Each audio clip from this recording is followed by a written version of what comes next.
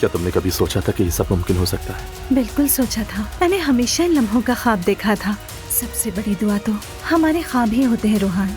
हम कामयाब हो गए। मैं तुम अब भी मुझसे नाराज हो क्या? नहीं। तो फिर मुझसे बात क्यों नहीं करते तुम? बस दिल नहीं चाह रहा। तुम्हारे बाबा आने वाले थे, नहीं आए? आ जाएंगे कुछ देर में। मुझे आने में थोड़ी देर हो गई। मैं ज़ैनब और उमर को मुबारकबाद देना चाहता हूँ और एक मुबारकबाद आपसे भी चाहूंगा, क्योंकि मैं और लैला भी शादी कर रहे हैं।